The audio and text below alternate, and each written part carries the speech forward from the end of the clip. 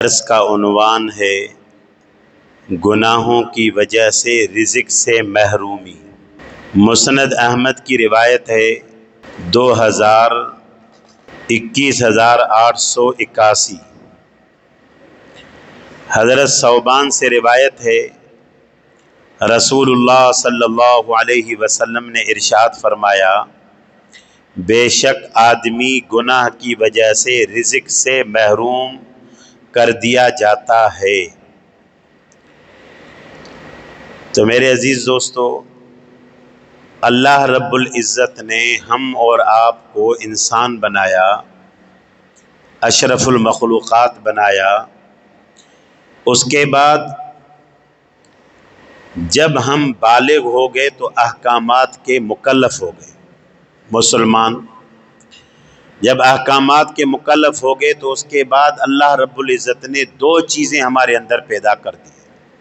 انسان بذات بشر، میں نبیوں کی بات نہیں کر رہا، بذات بشر انسان، اس کے اوپر اللہ نے گناہوں کا مادہ اور اسی طرح نیکی کا مادہ دونوں رکھے۔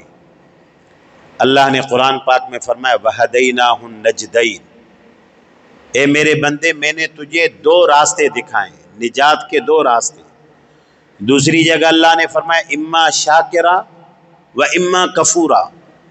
اب انسان تیری مرضی ہے کہ تم شکر گزار بندوں میں شامل ہو جا، تیری مرضی ہے تم گناہ گاروں میں، فاسقوں میں، فاجروں میں شامل ہو جا۔ جب انسان جس چیز کی طلب اور تڑپ رکھتا ہے، جیسے آپ اور ہم یہاں مسجد میں آئے، اللہ نے میرے اندر آپ کے اندر یہ طلب اور طلب رکھی تو ہم اس طلب اور تڑپ کی وجہ سے مسجد میں آئے، رب کا حکم پورا کیا، اس کے بعد درس سے حدیث میں شامل ہوئے، اللہ نے مجھے توفیق دی، میرے اندر طلب تھی، اللہ نے توفیق دی۔ ورنہ آپ جتنے یہاں دوست بیٹھے ہوئے ہیں سب کو کام ہے، کوئی بھی فارغ نہیں ہے، پر یہ اللہ نے ہم اور آپ کو توفیق دی آگے درس میں اپنے علم میں اضافہ، عمل کو بڑھانے کی۔ تو اسی طرح گناہ بھی ایسے ہی ہے، جب انسان گناہ کی طلب اور تڑپ کرتا ہے تو گناہ میں مبتلا ہو جاتا ہے۔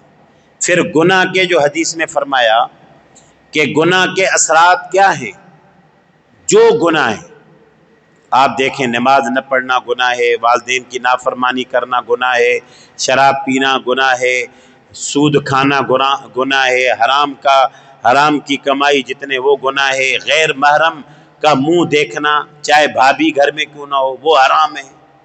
یہ تو احکامات الہیہ، یہ حرام ہے۔ اس کے علاوہ جو 24 گھنٹے سنت کے مطابق مجھے زندگی گزارنی چاہیے اور میری وہ زندگی سنت کے خلاف، گھر میں داخل ہوا اللہم انی اسألک خیر المولج دعا پڑھنی تھی، السلام علیکم کہنا تھا، سورۃ الفاتحہ اور قل واللہ پڑھنی تھی، گھر سے نکلے بایاں پاؤں نکال کر بسم اللہ توکلت علی اللہ، مسجد میں داخل ہوئے اللہم افتح لی ابواب رحمتک نویت سنت الاعتکاف ما دمت فی ھذا المسجد۔ اب مسجد میں داخل ہوئے سنت کے خلاف، یہ گناہ ہو گیا۔ دایاں پاؤں رکھنا تھا بایاں پاؤں رکھ لیا، بیت الخلاء میں گئے دعا پڑھنی تھی نہیں پڑھی، بایاں پاؤں اندر داخل کرنا تھا دایاں رکھ دیا، یہ گناہ ہے۔ اسی طرح جھوٹ بولا، اسی طرح آنکھوں سے غیر محرم کو دیکھا، کانوں سے غیر محرم کی آواز سنی، اسی طرح کانوں سے، اب یہ اس کے علاوہ سنت کے خلاف زندگی، اب یہ گناہ ہے۔ اب آگے گناہ جو حدیث میں فرمایا کہ گناہ سے کیا ہوتا ہے، سب سے پہلا اللہ کی ناراضگی، نمبر 2 رزق کی تنگی۔ رزق کی تنگی کس کو کہتے ہیں؟ کروڑوں ہیں، اس کو رزق کی تنگی نہیں کہتے، کروڑوں ہیں۔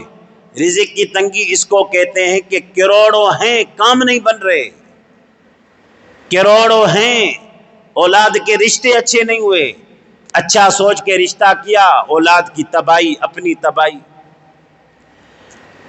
کروڑوں ہیں کیونکہ گناہ میں زندگی ہے، کاروبار حلال کا ہے، کپڑے کا کاروبار ہے، اسی طریقے سے اور حلال کے کاروبار ہیں، پر کروڑوں کما رہا ہے، پر وہ کاروبار اس کی صحت کے لیے نقصان دہ ہے، وہ کاروبار اس کو سانپ کی طرح ڈنگ اور ڈس رہا ہے کیونکہ گناہوں میں مبتلا ہے، تو گناہ گار سے اللہ کا تعلق اور قرب نہیں ہوتا۔ اور اسی طرح آگے فرمائے رزق، گناہ گار کو مخلص اور سچے دوست نہیں ملتے، گناہ گار کو مخلص اور سچی بیوی نہیں ملتی، گناہ گار کے ہر کام میں، رزق سے مراد پوری دنیا کا ہر کام اس کا الٹا ہے، اگرچہ یہ سمجھے کہ میں تو صحیح کر رہا ہوں۔ تو اس لیے ہم نے اپنے آپ کو کیا کرنا ہے، اگر رب کا تعلق چاہتے ہیں تو ظاہری اور باطنی ہر قسم کے گناہوں سے بچنا۔ ایک ہے میرے پوشیدہ گناہ، سب سے بڑا آج جس کو میں کہتا ہوں یہ فتنہ ہے، شیطان ہے، یہ فتنہ ہے اور یہ شیطان ہے، یہ موبائل ہے۔ یوں نکالو تو غیر محرموں کی تصویریں، پتہ نہیں کیا سے کیا۔ اب یہ میرے تنہائی کے گناہ ہیں، بلکہ میں نے تو کسی سے سنا کہ اس کی اتنی نحوست پڑتی ہے، اگر اس کا غلط استعمال ہو تو خود تباہ نہیں ہوگا، اس کی نسلیں تباہ ہو جائیں۔ اب یہ ہر ایک کی جیب میں آ گئے۔ پہلے ہم کہتے تھے ٹی وی حرام ہے، ٹی وی حرام ہے، اب ہر ایک۔ اب اس کا صحیح استعمال کیا ہے؟ آپ نے یہ درس سنا، ہم نے یہ درس سوشل میڈیا پہ چڑھا دیا، اب مختلف جو ہمارے مکتبہ فکر کے علماء اکرام ہیں ان کے درس سنیں، ان کی باتیں توجہ سے سنیں، اور پھر اس کے بعد عمل۔ یہ اس موبائل کا صحیح استعمال ہے۔ نمبر 2، واٹس ایپ میں جو ہم دنیا کے کام کرتے ہیں یہ صحیح، اور کال اور میسج، باقی اس کے علاوہ کوئی آ جائے اس کو کاٹ دو۔ اور میں کہتا ہوں جیسے فیس بک والوں نے یا ان یوٹیوب والوں نے ایک سسٹم بنایا ہے، بہت اچھا سسٹم ہے۔